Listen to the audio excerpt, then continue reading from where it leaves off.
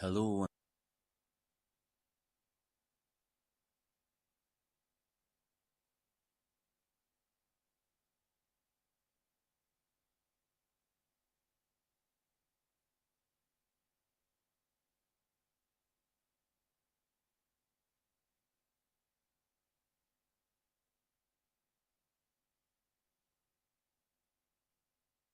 hello,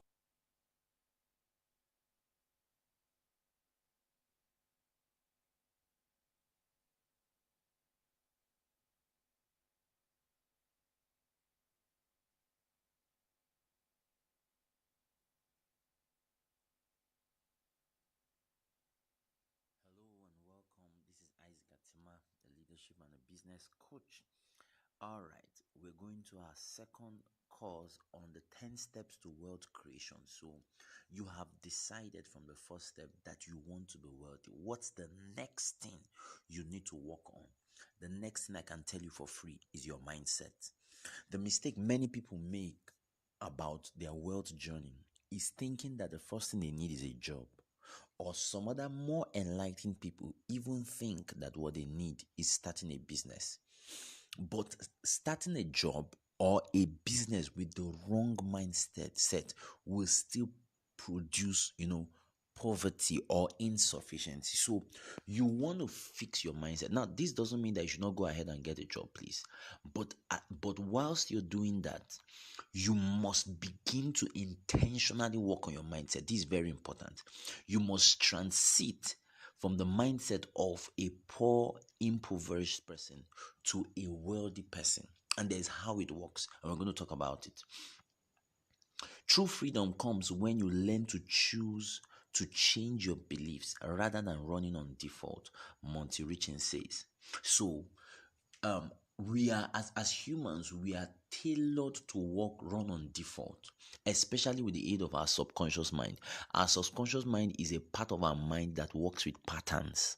So there is a procedure or a programming, a protocol that's already in your mind about how life should be, when you should wake up, how you should respond to challenges, how you should plan your day, how you should use time or money or relationships. So all of those network of perceptions and belief systems is what eventually produces the result you now see in your life. Life doesn't just happen to us. It is what we do on a daily basis and over time with life, with our time, with our money, with our opportunities that eventually translates into poverty or riches. So you want to go to like the drawing board. You want to go to the drawing board and fix your mindset so that it will produce a new set of belief system that will produce a new set of actions that will eventually produce the results you seek. You don't really pursue results, or you are not really to pursue results. You are to pursue the actions that produces the result. And to pursue the actions that produce the result, you must produce the mindset, the belief system, the programming that produces that. Now, mindset refers to an individual's established pattern of thinking that influences their perceptions, attitudes, and responses to challenges. Very important. So, am I going to have the mindset of meeting challenges and overcoming them or surmounting them or passing through them, or whenever challenges come, I just shut off, I just withdraw, I just run back, I just cower? So, mindset refers to the established pattern of thinking that influences your perception and attitudes.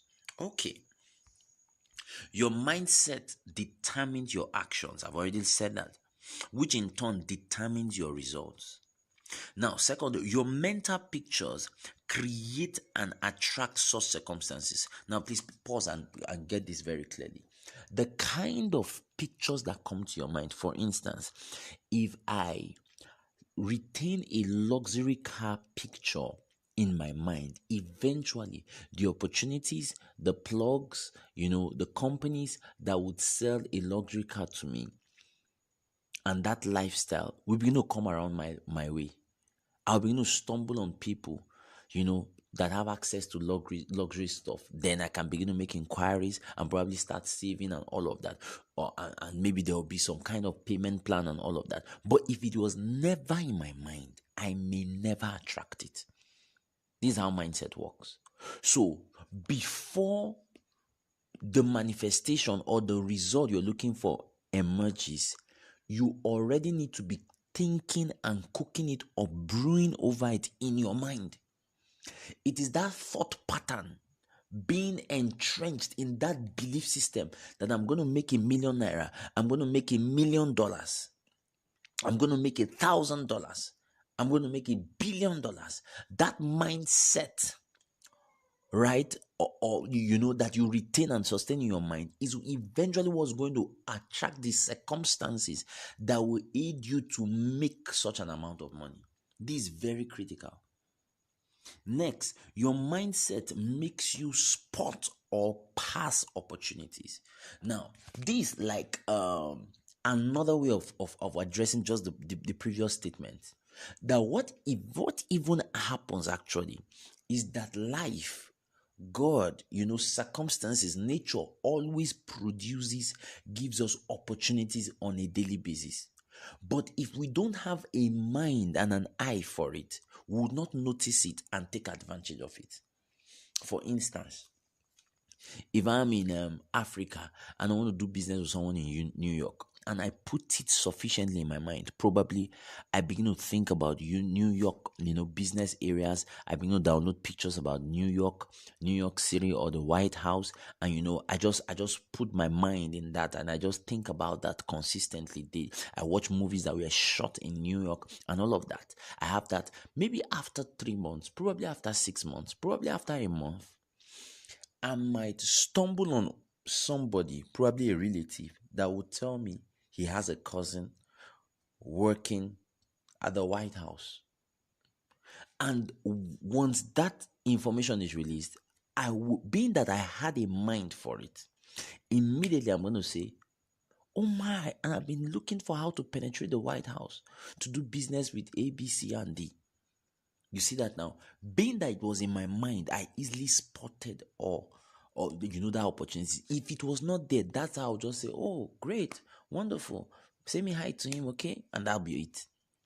So everyone listening to me right now, I can tell you for free, there have been opportunities that would have made you $1,000,000. There have been opportunities that would have made you $1,000.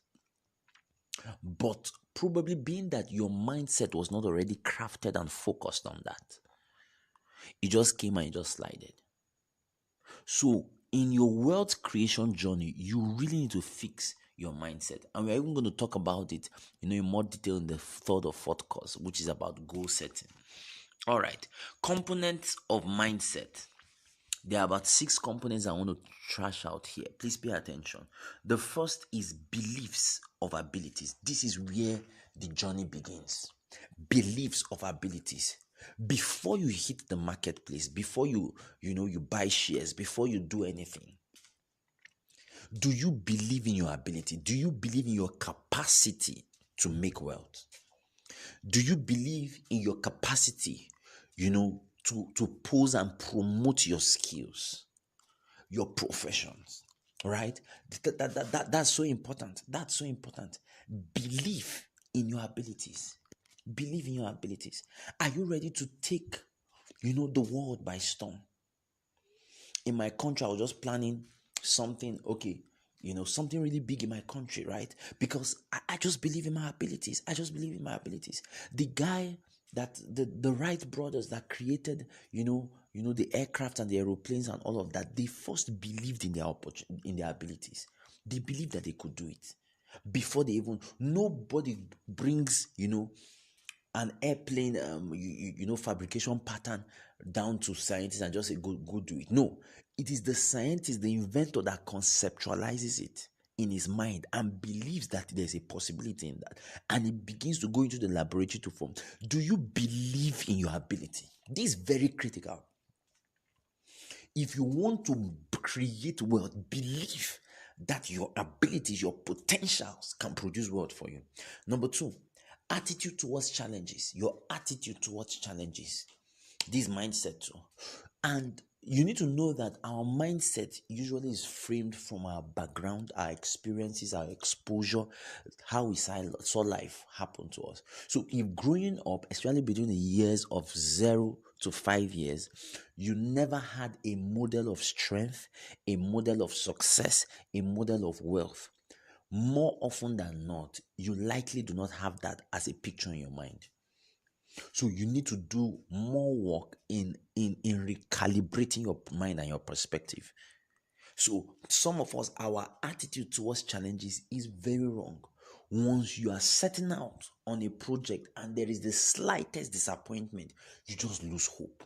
You just give up. You feel maybe God is not on your side. You feel maybe it is not the right time, or it's not the right season. And who told you that there will be a right season? Yes, there are seasons of winning and reaping.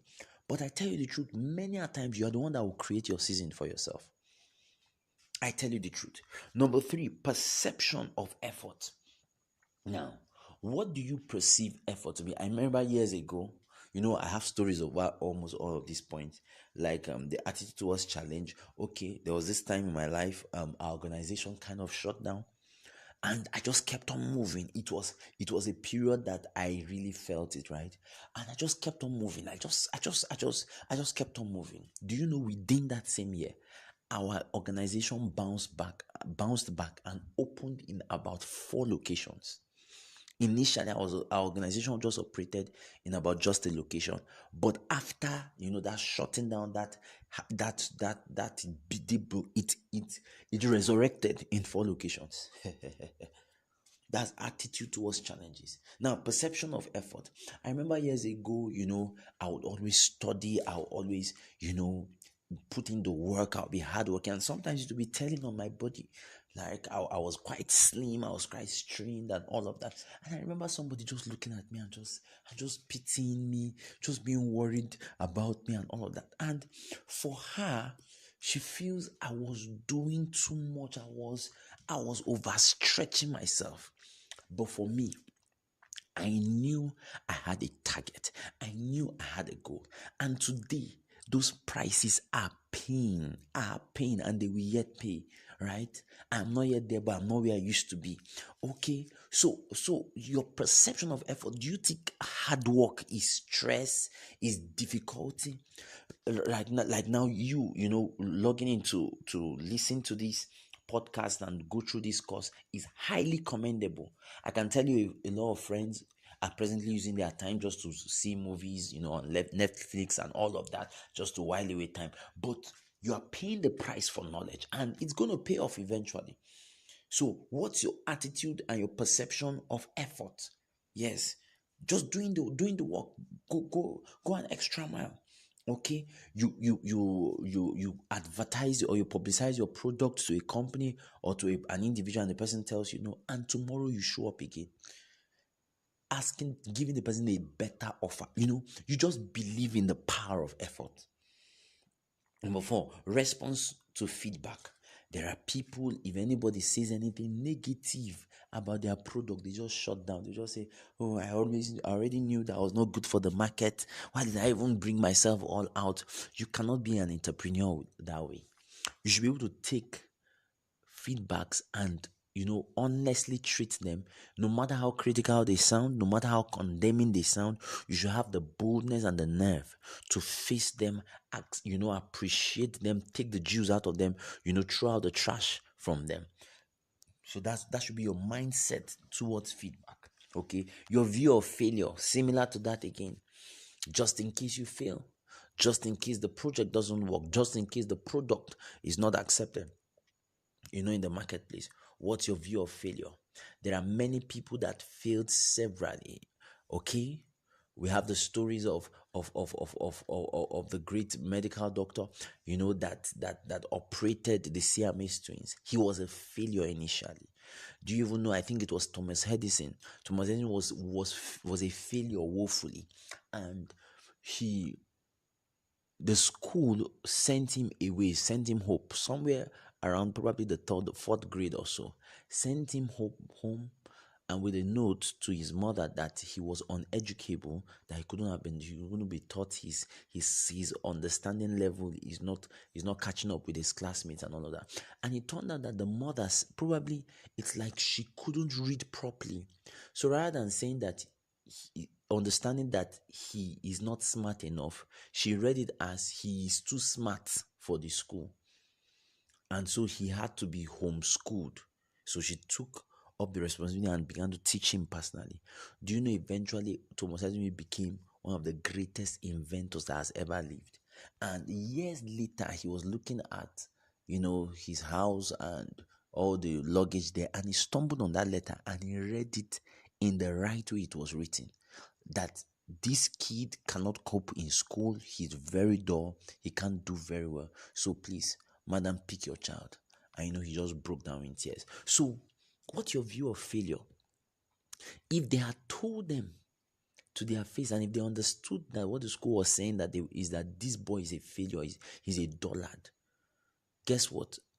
That young man's brain would have been shot for life. That destiny would have been shot for life. I've come to tell you, please. Yes, this is a course, but permit me to inspire you to pause, and it's not a regular course. Permit me to pause and inspire you that irrespective of how much you have failed, you can still rise again. You can still succeed. You can still do well. Okay, don't think failure, just take failure to be like a feedback from the marketplace that you need to do more, you need to adjust in some areas, and all of us have areas to adjust. That's why we keep getting better cars every year. If the best of cars have ever been made, then we'll not have a better one by the next year.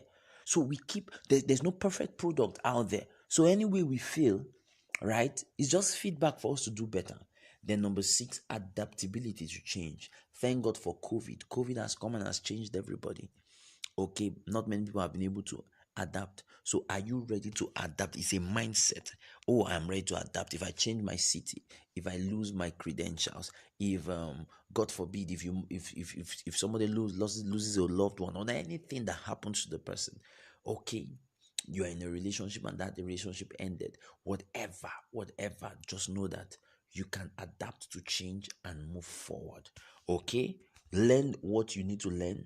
Go back. If you need to mend some relationships and get them back and working, then do that. If you need to just say goodbye, okay, we cannot be business partners anymore, or whatever, goodbye. So these are the components of mindset. Our mindset, our frame of reference must change if we build wealth. Now, what are the types of mindset? Number 1, the growth of fixed mindset. This has to do with people that are ready to learn.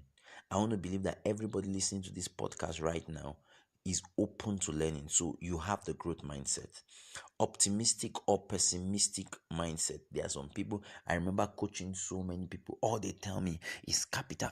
Oh, I appreciate what you teach me, but I just need capital. And I'm like, okay, can I teach you how to get capital? And sometime after getting them calm to teach them how to get capital, they are so grateful, and some of them go out to practicalize it and they come back with huge testimonies. You need to be optimistic about life. Don't feel that you are stuck. Probably I'm going to do a course on how to get capital, how to raise capital for the business you want to go into. Okay, so being optimistic, don't be pessimistic. Abundance or scarcity mindset. Don't think that because somebody else is doing the business you're into, that's why you're going to fail in yours. No, have an abundance mindset. There is so much space in the sky for 2 birds to fly without hitting themselves. There's more water on earth than there's land. So we just live in abundance. There's so much abundance, right? There's so much mineral resources that we cannot exhaust, so much of oxygen that we cannot exhaust as humans. So there's abundance. Let's have that. The sun is so abundant that if the earth was shifted a degree away, everything on earth will freeze, and a degree towards the sun, everything on earth will melt. Every water, every liquid will melt. So there is enough. We have so much around us.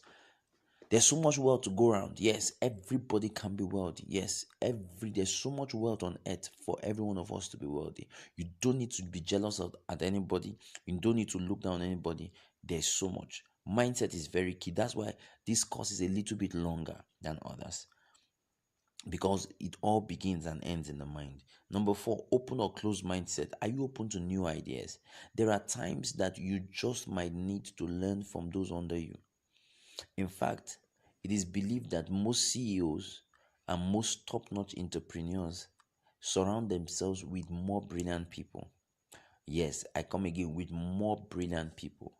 So what they have is they have the boldness, they have the ability, they have the grit, you know, to take steps. But when it comes to intelligence in itself, sometimes they leverage on people around them. So have an open mind, be able to receive counsel from people. Okay, then number five, be innovative. Be able to create. Sometimes it's not about creating a fresh product, it's just about being innovative about it. All right, so this is the end of our course. See you in the next course. Thank you.